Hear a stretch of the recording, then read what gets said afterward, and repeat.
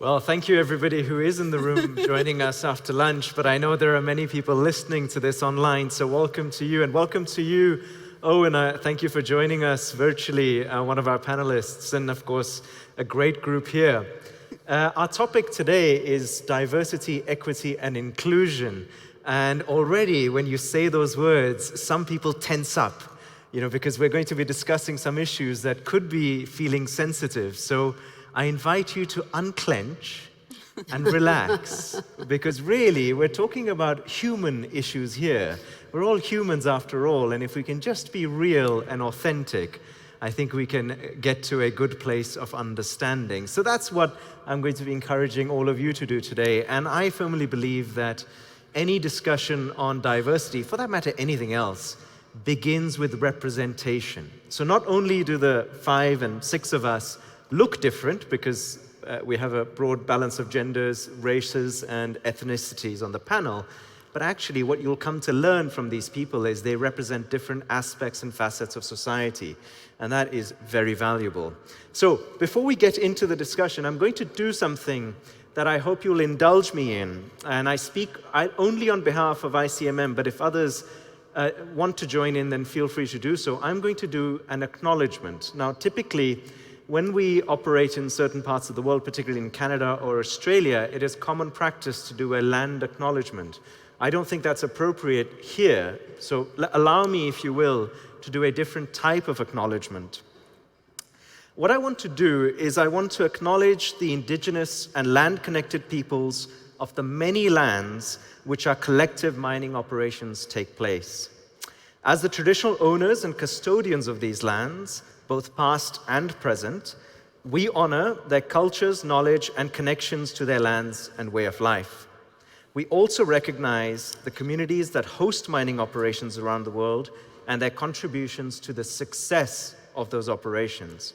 We know that mining operations can have impacts both positive and negative on the environment and on society. And so we affirm our respect for the rights, interests, and aspirations of indigenous peoples and the continued contributions of host communities involved in mining operations, and our commitment to, at all times, operate with principles. Finally, I'd like to acknowledge the vast diversity of people that make up our workforces.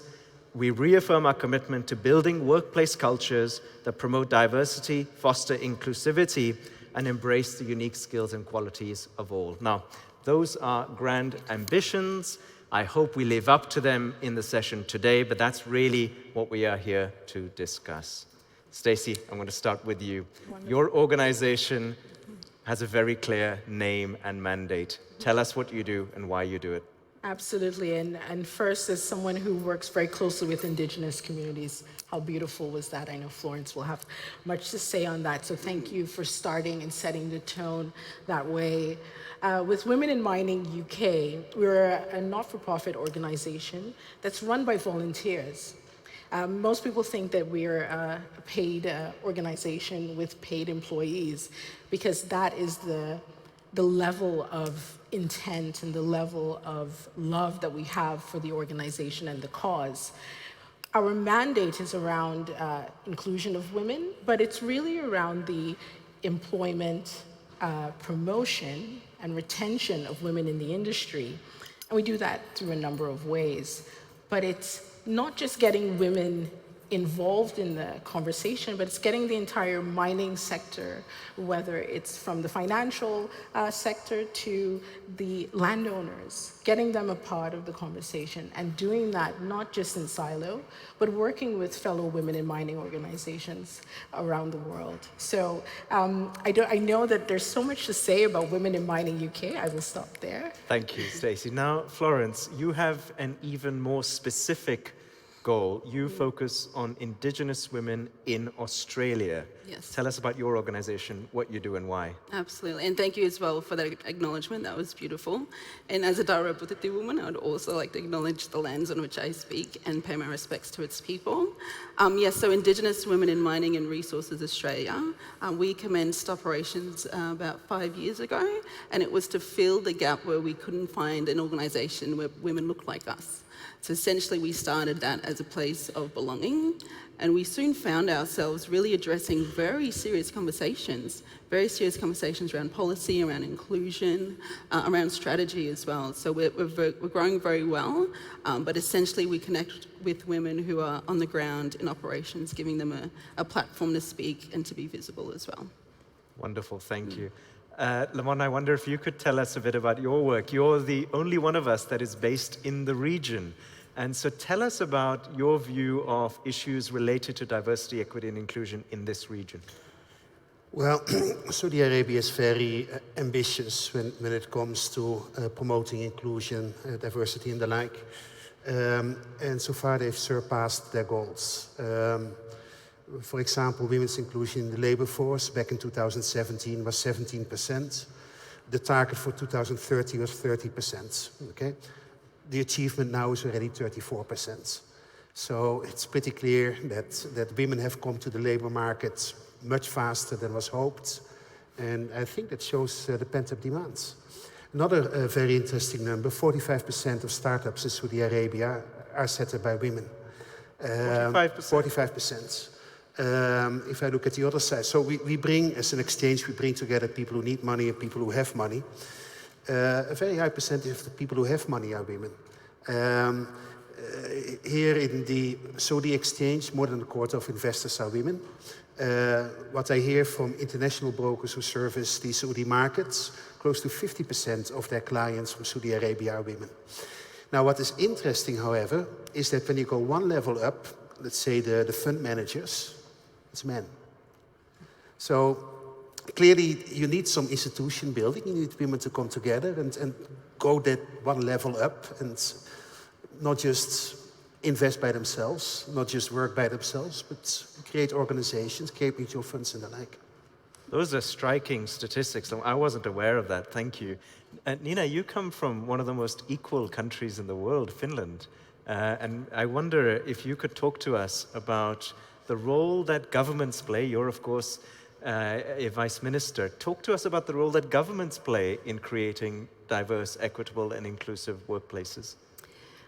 Thank you. It all started in 1906 when the Finnish women got the right to vote and to stand for elections.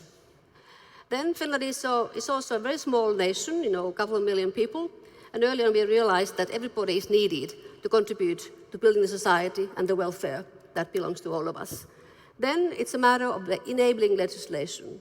1937, childcare, 1943, free school meals, etc., etc. So little by little, and setting examples. Now we have roughly 50% of the parliamentarians are women. We have a 5-party coalition government. All the party leaders are women, and we have a female prime minister. We had the first female minister of defense in 1990. We had a first female president in 2000. And there's this very famous thing, a little girl saying to her parents, hey, there is a auntie president. Maybe I can also become one. So it is examples and believing that everybody can do it. And our current Minister of Defense, Antti Kaikkonen, he decided to have a parental leave for 2 months. Just before elections coming up in April, in the middle of the process, Finland joining the NATO, he thought, okay, family comes first. Oh, and amazing. off he went, but he's coming back. Wonderful. That's wonderful. I love that personal story. Owen, at the risk of being ageist, but you have told us that you have a 50-year career in the mining industry. So arguably, from all of us, you have seen the change in this industry over the longest period of time. Tell me, Owen, how have you seen diversity, equity, and inclusion change in the mining industry over that period, and where are we now? Yes, good on you, Ro. Well, thank you very much for the question, and thank you for the introduction, and thank you very much for the invitation. Lovely, lovely, lovely to be here, and a wonderfully diverse and inclusive panel as well, full of experts. So I'm not sure why you're talking to me. 50 years in the industry, yes, you would think I would have learned by now, Ro. Having said all that, How has it changed? Well, look, over a period of time and over the 50 years that I've been involved in it, and delighted to have been involved in it, I don't know how to do anything else, I suppose, we have been continually improving, no question about that. Still got plenty of work to go, plenty of things to do, and from time to time there's the odd sort of tectonic shift, if you like, in terms of reporting this particular behaviour, this bad behaviour, and so on. But we try to continue to work at it in an increasing endeavour, not only simply to do the right thing per se by the community and expectation, but simply to attract people to our industry. That's one thing. Second thing, I suppose, Ro, is that in terms of change here, what we're seeing at the moment and have seen for the past multiple decades and will continue to see for the next multiple decades is continued strong growth in demand for commodities. So all of the things that you were saying in your welcome to country there, in a way, all of those things, all of that work that we have to do will continue. And there's going to be a lot more of it. And now, of course, you've got the whole energy transition thematic, indeed dynamic over the top of that, means you're going to have more and more demand. So yes, we already had strong demand. Now you've got a greater demand. We need more and more people in our workforce. Our biggest challenge today, the biggest challenge that we have is the people and the skills. And that's where gender, equity, inclusiveness, diversity, that's where it comes in. We must encourage more and more people into our industry to have a long-term sustainable future. And finally, Ro, in terms of how has it changed, we're getting more top-down encouragement, if you like, in terms of whether it's coming from our investors' expectations via their ESG requirements, whether it's coming from the regulator, whether it's coming simply from community expectations. We have no choice. We're going to have to continue to improve to do all those sort of things. So from those three forces, if you like, we will continue to do it, and delighted to be involved in it and in fact helping to lead that process. Lamont, Owen tells us that we've had constant improvement, but the biggest challenge is that we may not have enough people to service the huge demand of commodities.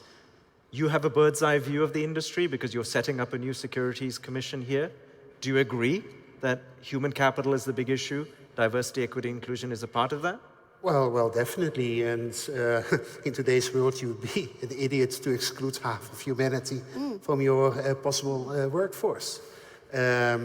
More than that, you'd be an idiot if you recruit them and then you don't use them properly.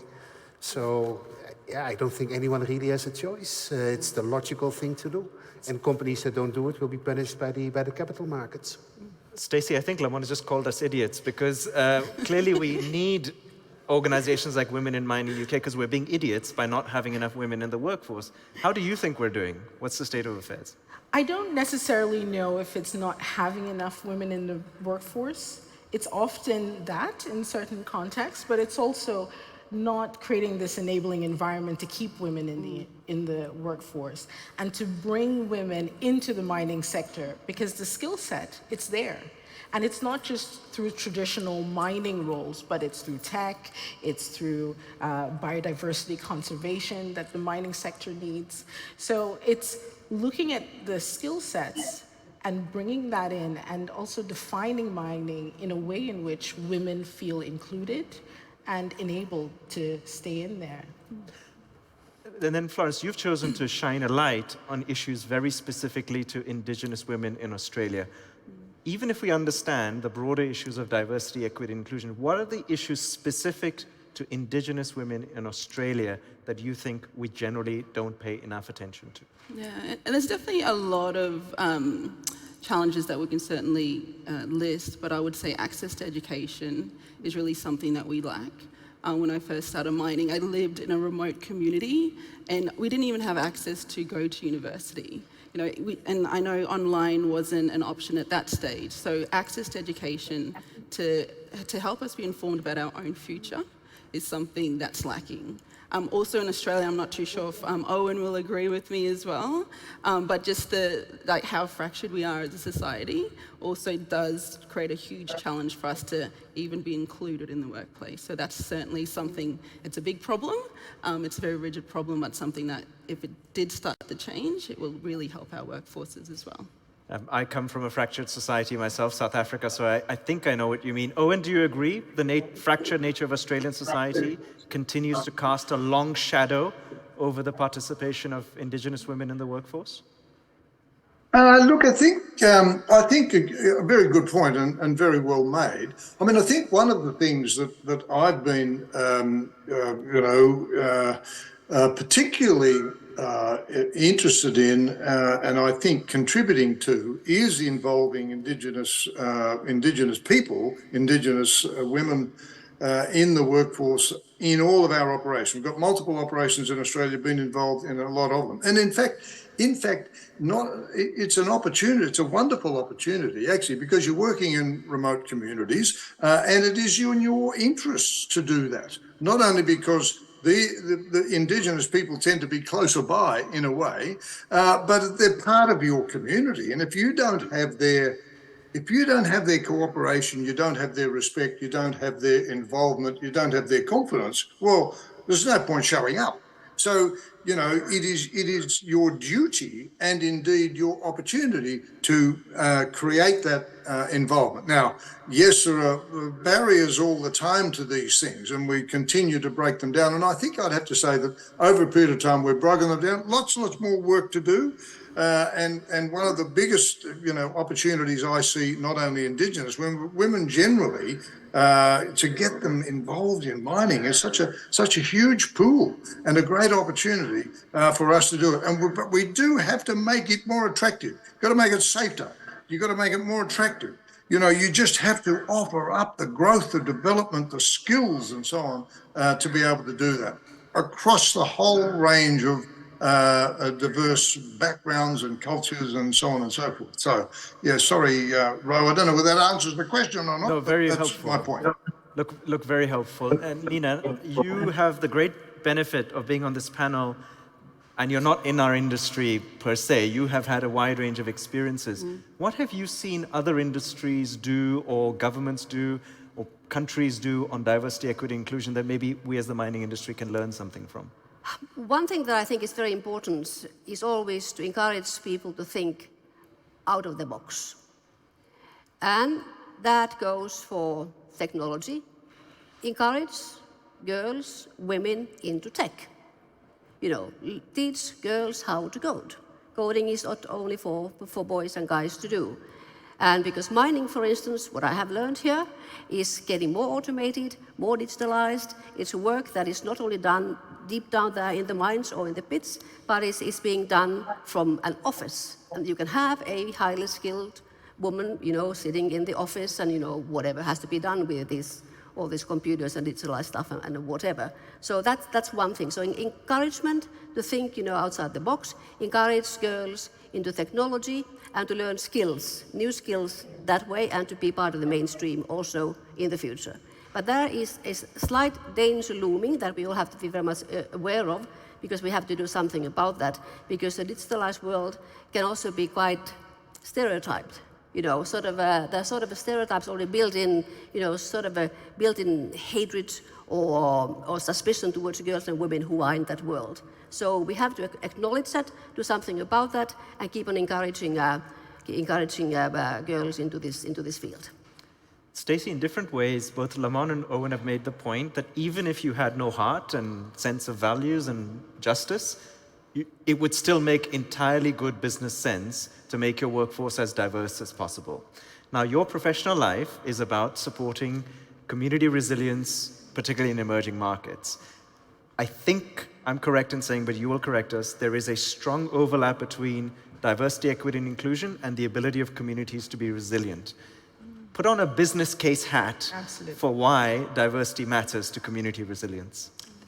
I mean, I don't even have to do it. McKinsey has done it for us, and PwC, they've done it for us. I mean, I don't have to say it to most people in the room, but yes, diversity makes sense. When we have diversity in thought, then that means we have diversity in problem solving and solutions. I do a lot of work when it comes to disaster risk management and climate resilience, especially within the mining sector. And I'll just do a quick case study that I have that's very recent. We had an indigenous community, women, young children, young adults from 14 to 18, and men come together with the mining company and the government to talk about how can we better safeguard the industry, especially when we look at climate resilience.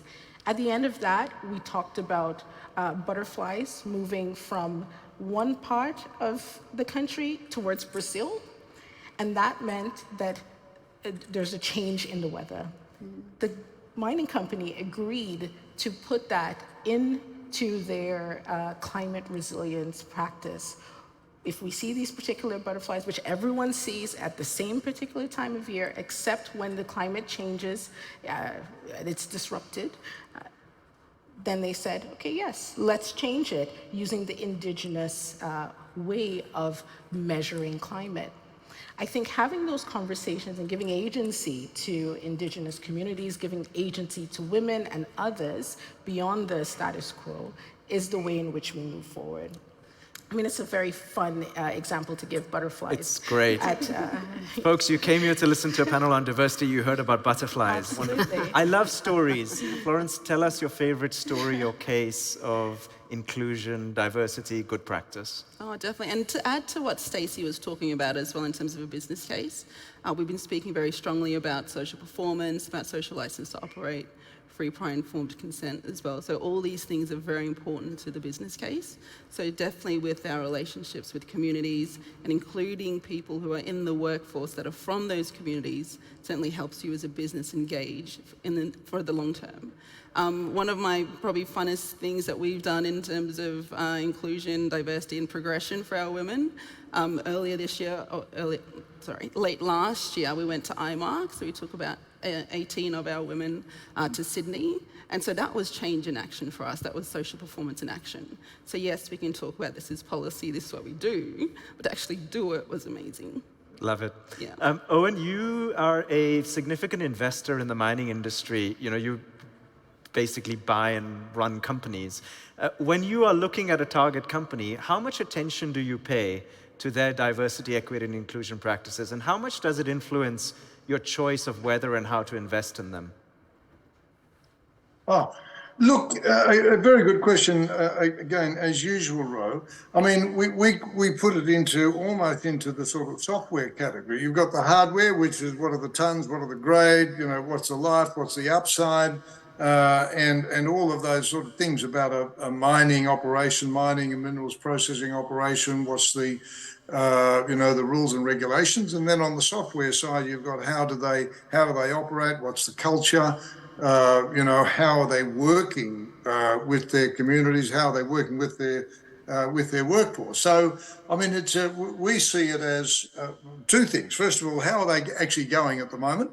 And secondly, what are the opportunities? And we've had, we will claim we've had lots of experience at it. We think we do very well at it. There's absolutely no question we can do a lot better. There's always room for improvement. As they say, the biggest room in the world, Ro, is the room for improvement type of thing.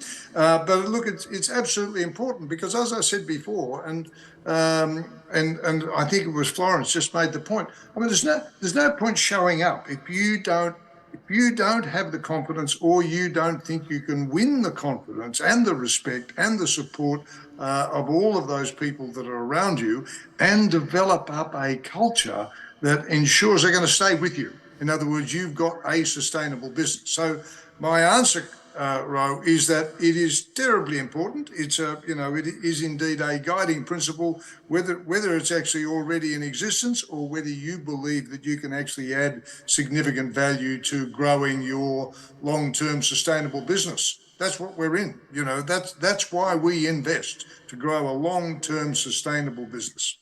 Excellent. Lamont, you gave us amazing stats about the progress made in the kingdom already. the next 2-3 years will see arguably the same or higher level of change. What can we expect to happen in the kingdom on issues of diversity, equity, and inclusion, say in the next 1 to 3 years? It's very short term. But yeah, I would expect those percentages that I mentioned to just go up. I think we've already passed the critical point where Saudi women will hesitate. I think the message has now gone out loud and clear. It's your time. And I think they've already come. That's not going to revert, and they will just come in bigger numbers. And that's a very good thing. You like stories. Let me tell you a little story about the type of benefits that this has. I used to manage a big company in India, an Indian company. It was doing charity. When I took over, I got rid of the charity, and I replaced it by something called corporate social opportunities. So we encourage staff to think about the ways that we could leverage our knowledge as a company in society. Women staff came up with some great ideas. For instance, one was we allow staff time off for volunteering, and we will sponsor the activities that they volunteer for. Women staff pushed for that. Our male staff was incredibly grateful. Grateful? You know? Grateful. They loved it. They didn't come up with the idea. They didn't push it, but they were so happy. You know, the pride. So. Wonderful. I love stories. The other thing I love, which is what we're going to end on, is personal commitments and accountability. So I want to ask each of you, and what are you doing yourself? One thing you are doing yourself as leaders of your organizations to create more diverse, equitable, and inclusive workplaces. Stacey? Definitely engaging more with the multilaterals and working on more policy development with gender being a focal point. So having a gender lens and working with the likes of the World Economic Forum. And I do work with the UN and the World Bank, so I can't include that because that's already part of my job. But yes, as an individual, yes. And with WIM UK, working more with our governments and our mining companies. I think that's key. Florence, one thing you are personally doing? Definitely showing up. So showing up to forums like these and making sure that the diversity and the representation is here. But then also inviting more women of my network to come along as well next time. So then I don't get to sit up here all the time, so someone else does as well. That's a lovely thought. Nina? No matter where I am, you know, abroad, Finland, being posted, I always talk about equality issues, gender issues, women's issues, and I always encourage girls to jump and cry and fight and to take their space. Wonderful. Come on. Live your policies. It's very easy to have a nice statement on your website, to have your staff sign statements on how they should behave, but signal to all of your staff that you take this serious. Talk with them about it, encourage your managers to talk about it, so that people really feel this is not just a statement, this is the life in the company. Owen, one practical thing you're doing? Well, there's lots and lots of things, as you would expect, Ro. But importantly, look, leadership is what it's all about. And we have to demonstrate that we're all leaders here, one way or another. You know, we've all got that duty, that responsibility, that accountability, actually. And one of the things that we've done recently is we IPO'd our copper business, 29 Metals in Australia, and two lovely directors that we have on the board, Fiona Robertson and Jackie McGill. They're both absolute leaders in women in mining, gender diversity, equity and inclusiveness in Australia. So I'm very, very happy and proud to have them on our board there. And also just recently in Spain at our operation there, Highfield Resources in Spain, Susana Beberek, was awarded inside the top 100 influential women in mining in the UK. So we were very proud about that too, Ro. So a couple of examples there. Thank you. Thank you. And folks, you heard some great stories, you heard some personal commitments, you heard an acknowledgement of the contribution that people around our mining operations make for us. We did that all in 30 minutes, and I have them to thank, so please join me in thanking them.